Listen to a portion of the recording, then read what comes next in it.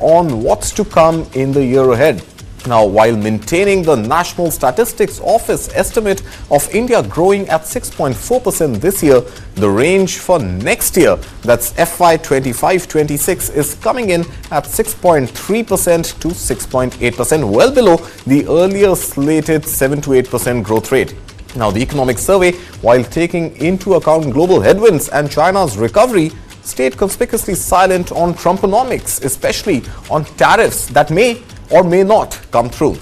Now, interestingly, the survey also points out that inflation has softened at about 4.9% for the April to November 2024 period, but that number does not include the volatile tomato, onion and potato prices. So what should we, as middle-class consumers and the tax-paying citizens of India, take away from the economic survey? And at the same time, what should we look forward to from Budget 2025? Well, joining me today is a very special guest. I have with me Dr. Arvind Virmani, member Niti Aayog, who joins us on News 9 to help us understand this better. Dr. Virmani, thank you so much for joining us here on News 9 Live. Well, to begin with, Dr. Virmani, let me ask you, the economic survey has also ratified India's growth rate to come in at 6.4% for this fiscal. Now, this would mean that India would have to see GDP growth for Q3 and Q4 upwards of 6.7%. Is that viable given the Q3 results that we've seen coming out recently, as well as the slowdown in economic growth for Q2? So before the start of the year, my forecast was 7% with a range. I have never in my life given a point forecast. My forecast was 7% plus minus 0.5%. About 2 weeks ago, in another interview, I revised that to 6.5 to 7.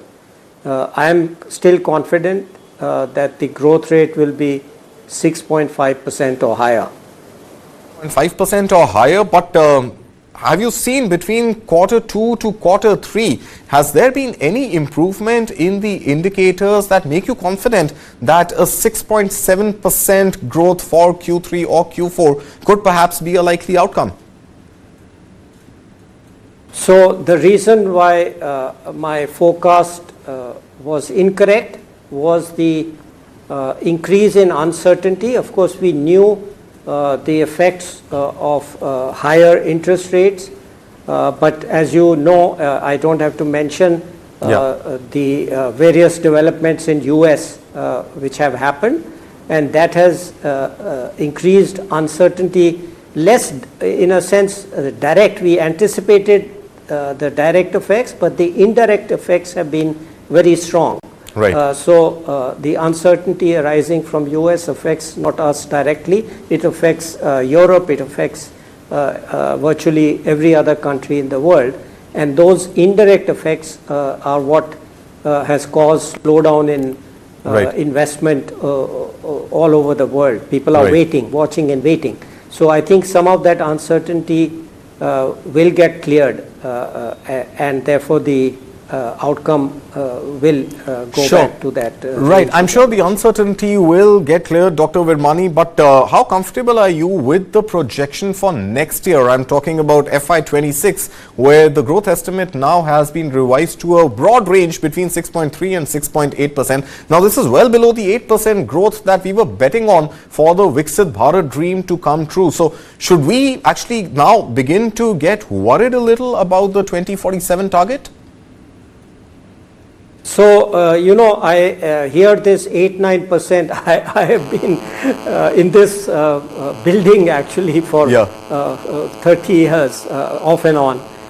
Whenever I hear 8 and 9%, I get very nervous. I still remember the last plan I worked on. We had got growth of 6 to 6.5 or percent or thereof, and everybody started talking about setting a target of 8%. So I have never been one of those who has ever mentioned 8 or 9%. So let's get that out of the way. More importantly, my projections, which I have again revised according to the new, I use only WDI data because I don't want to get into controversies on whether this data is right or that data. Sure. And those projections show that an average real 6% growth rate will, if we have over the next 25 years, we will become an upper middle income country by 2030. Sure. And a higher income country by 2050. Now, whether you call that Viksit or not, I don't know, but I like to do quantitative projections. Right. And those definitions are taken from the World Bank definitions. All right. So those are my forecasts. They don't involve, they of course involve slightly higher growth during so it's a declining growth. So the growth rate would be higher in this decade and then gradually decline over the next 2 decades. Right. So Viksit or but the not? average is 6%. All right, sure. Average of 6%. Now, Viksit or not, we don't really know what the definition of Viksit would be. But you mentioned real growth rate coming in excess of 6%. For the sake of better understanding for our viewers, could you help elaborate upon real versus nominal growth rate, especially in the context of the depreciating rupee? So, what does one really take away from the $5 trillion dream? Right. So, these forecasts are not as simple as everybody assumes. If you look across the world, you will find 10 different forecasts. Right. So, perhaps all I can do is give you my method. I use only GDP PPP and per capita GDP PPP. Okay. And I align that with the definitions of the World Bank on these various categories, upper, middle, and higher income. And do it in constant prices. That's the difference. Many people convert to current prices, to dollar values, So all that, every stage of that introduces a new assumption and a new complication from a forecaster's point of view. I can understand that the public really wants a simple rupee number or a dollar number, but that's not, as a forecaster who's been in this business for 30 years, that is not how I do forecasting. All right. I am not saying anybody else's forecast is wrong. Sure. But these are my forecasts, and the difference is the inflation rate and the exchange rate. All right. So if you do nominal numbers, you have to make further assumptions of these. So you can make any assumption, and you get different paths. I mean, there is really no one way. The way I've always looked at my forecast is that it's a trend. And it's a neighborhood. It's not that exactly will be on this year or that year. But yes, my bottom line answer is, yes, we can become Viksit in the sense that I have defined it. Understood. As a high income country. Right. Understood, Dr. Virmani. Let's move now to some specifics of the economic survey. Now, while India's services export seems to be growing in double digits, in fact, the estimate came in at about 11.2% or so, the gross value addition on the industrial side or the manufacturing side is coming in at just about 6%. And this, in fact, is lower than the aggregate GDP growth. So manufacturing growing slower than the average GDP when we were talking about Make in India. So do you think now is the time, and if not now, then when, that India must double down on manufacturing? So 2 points. Your first question, as one had predicted before the year, that rural consumption would pick up because the reason for its lower level in the last few years was the El Nino effect, which, the kind of stuff which one has dealt with many times in the past 20 years. So, we always focus on the negative. So here people are saying, urban demand is less than anybody anticipated, but the rural demand is what one anticipated. So, and that is reflected in total consumption. The consumption ratio is approaching normal levels. So that is the positive side. The second part of your question has to do with manufacturing. Yes. The exchange rate, in a sense, there was a real appreciation, which I expect will no longer be so in the kind of last 4-5 months of the year. So one would expect a better performance on manufacturing. Better performance on manufacturing. Sure. Dr. Virmani, now the economic survey has also made a fairly strong observation, and it is asking regulation to get out of the way of businesses to focus on their core mission. So what deregulation are we talking about, and what have some of these regulations been which are throwing a wrench or a spanner in the wheel of business core missions?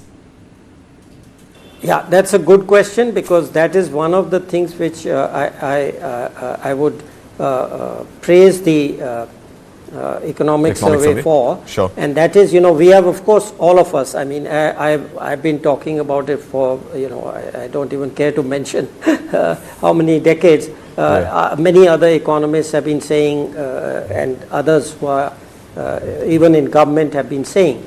But the issue has been that a lot of the hindrances, for example, we have been changing laws and rules at the central government level. So there has been a determined effort to ease doing business, as this phrase EODB has become very common in the last 10 years. And so it was increasingly felt that perhaps a greater effort now needs to be made at the state and local level. Sure. And this kind of almost arithmetic, right? The more reforms occur at the national level, the more of the effort then has to be switched to the state level. So I think the economic survey has done a good job in getting into the issues. We've been talking about electricity costs for, again, decades. That, I remember the last thing I did when I was in the planning commission, like, I don't know, 2 decades ago, was I chaired a committee to try and get distribution reforms, because but it's the cross-tax subsidy. So industrial electricity is taxed at a higher level implicitly. There's no explicit tax, but it's higher than the residential price. So that's like a tax subsidy. So we have been talking about these things for a long time, but I think what the survey does well is to look at some of the land issues, the laws at the real estate issues, and very simple, clear examples of what can be done with relatively little effort. So I think that's a good, I would commend that to the states. So it has tried to pick out simple reforms which need to be done at the state level, which would ease doing business. It would reduce the cost of land for small industry, etc. So I think that's one of the good things. Right. You were just mentioning, Dr. Virmani, about the energy transmission and the report that you had authored when you were in the Planning Commission. Let's talk about what the economic survey is talking about, energy transition. And the economic survey says that there must be a calibrated and careful approach towards energy transition. Now, this at a time when critical minerals for battery production, as well as, let's say the components that go into solar panels, we continue to be import dependent. So what calibration exactly are we talking about, and what should our approach be towards ensuring this energy transition? So let me start by pointing out to you that just a few days ago, government has announced a policy for critical minerals already. But well before that, there have been discussions on critical minerals, for example, with the USA, and so this issue of availability, competitive availability, availability at a competitive price, this issue has been under discussion both within the India and with other countries which are similarly affected by the monopoly that a few countries, one country enjoys on these minerals. So, so that issue has been on the table, and it's being studied. Now, in the context of energy, Niti Aayog has a committee which is looking at all these issues. So we have many subgroups. I am chairing the kind of macro subgroup which will bring together all these things, but we have subgroups on various things, including critical minerals, financing, production of equipment which we needed, etc. So, so what you are asking me is already something we have been doing. This committee was set up several months ago.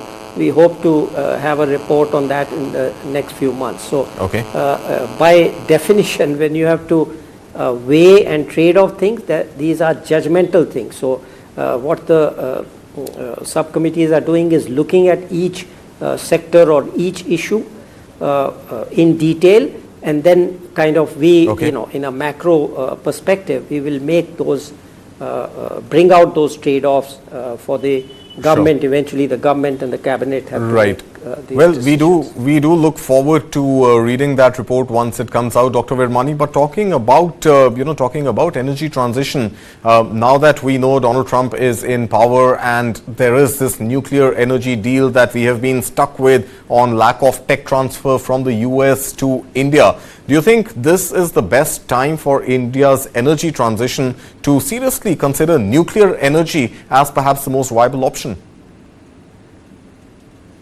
Well, the difference between baseload electricity and kind of solar, and which is kind of varies with time of day and with seasons. Yeah. So you need both. You need the baseload, and in our context, the baseload has to be is more likely to be coal and nuclear. So nuclear definitely has a role, but I think the more important development now is the earlier thinking was you have to keep building larger and larger scale to get economies of scale.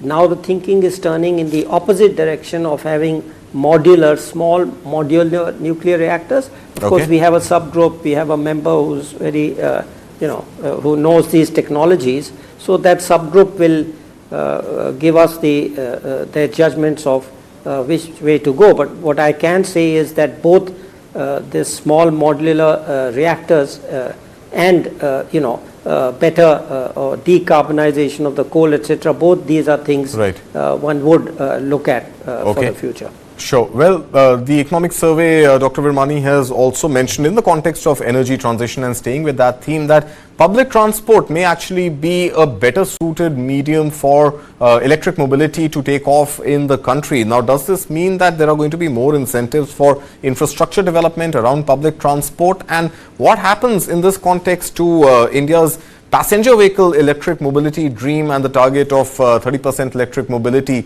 by 2030? So again, I do not want to pronounce on these things which before all this has been considered by the committee, but what I can tell you is that the way we approach it is to look at all the potential sources of carbonization, because as you know, the government, the Prime Minister has committed to a net zero target by 2070. So the issue is what are the major sources and what can be done with each source. So I don't think it's a either or choice. We have to look at all the sources and then look at the benefit cost ratios of doing. It's never 0-1, because these questions are generally framed as 0-1. It's a question of, okay, in some cases you go from 0 to 70%, some cases you go 50%. So all those depend on detailed study of each sector. So we know, for example, that electricity production is one source, transport is another source, industry is another source of carbon. So in that way, all these are being analyzed, and you have to make multiple trade-offs. So all these decisions, are appropriately made by a group of people, and there will be recommendations. Of course, as I said, ultimately, so we would have recommendations, and then of course it will be the political authorities will have to decide for the nation, because whatever decision you make, somebody will benefit a little more, somebody will lose a little more, and those have to be political decisions. Right. I understand the trade-off, Dr. Virmani, but there's another trade-off, and now this one, I'm just switching over to the agriculture, and the announcement in the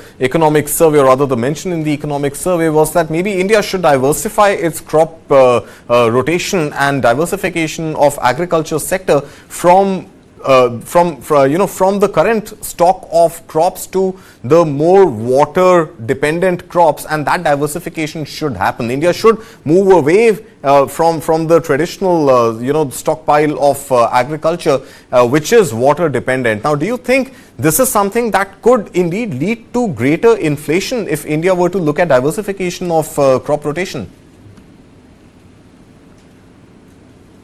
the whole point of this, and by the way, again, this is not a new thing. Diversification, one has been talking about and hearing about for many, many decades. The problem has been known. The issue is how to convince farmers to convince to do something which they may fear for some reason. Okay. So what is the issue? The issue is that we have known for 30 years that the demand for cereals will go down, relatively go down, as the country becomes more prosperous, as the people's income increases, and the demand for other goods like the ones which have been discussed in the economic survey, whether it's fisheries, forest products, fruits and horticulture, etc., will go up. And that's exactly what has happened over the last 10, 20, 30 years. And this is not something unusual. This is just basic microeconomics that we know from, like half a century, 100 years. So the issue is that if there is no demand, you produce something where there's no question of inflation here. There's no demand for it. So, it seems common sense that one has to switch over from crops which don't have a demand to crops which have a greater demand if you want to get a return on investment. So the issue, I don't think it's the opposite. There's a growing demand for the non-crop agriculture. If you don't produce those crops in adequate measure, then it will be inflationary. So in some sense, it's the opposite of what you're saying. The switch will be anti-inflationary. Let me explain this. Let me explain this, Dr. Virmani. The question was really about if we stop producing the crops which are in demand, and by crop diversification, if we focus on crops for the export market, then is there going to be a supply side constraint, and is that likely to lead to domestic inflation? There are two recommendations. One is diversification, which I have talked about. The other part, which my colleague member who is next door to me has been talking about, is there is a possibility of exports, not domestic. I told you domestic demand, but external demand still may be there for example, organic rice or organic wheat. So there is the demand for rice and wheat will go down in India, but there will be an international demand for these specialized versions of these crops. So that is what Niti has also been talking about, and which is in the economic survey, is that you have to do both. You can diversify, plus for some time you can change. I don't remember the state, but one state is already doing it. It's saying we will produce only organic rice, because there's a certification issue. So if it's a small state, it can switch over completely and produce, let's say, rice or wheat. I don't remember the exact crop, but the potential is there.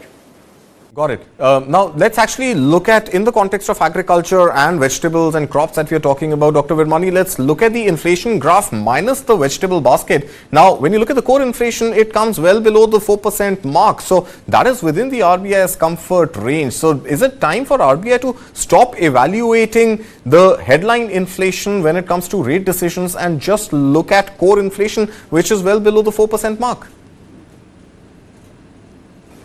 So your first question, I differ from the conventional should it be or should not be, again the 0-1 answer.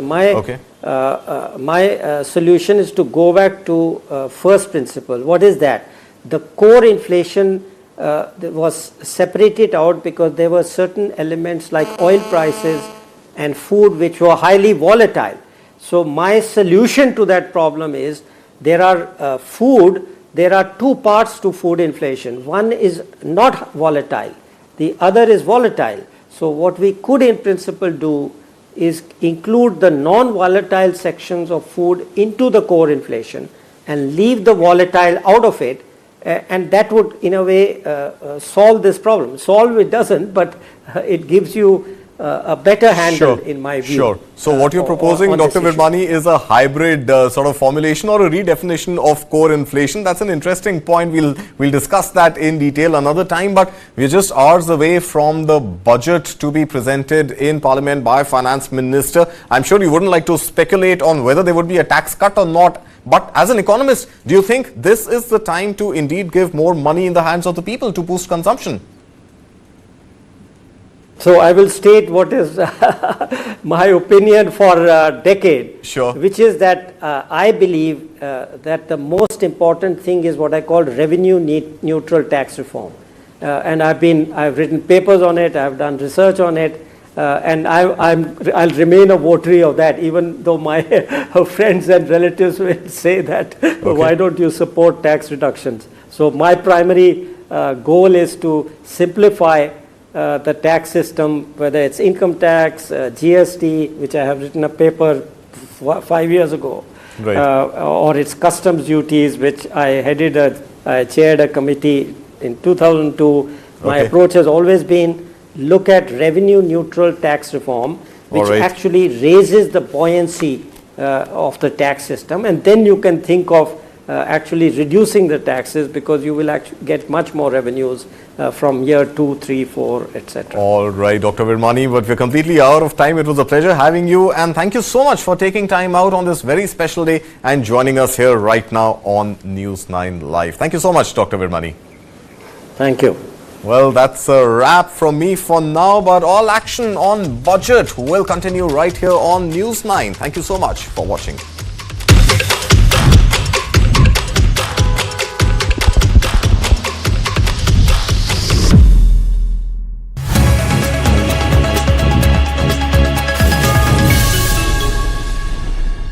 Hello and welcome to the News 9 Plus show on the world's first news and current affairs OTT platform, News 9 Plus.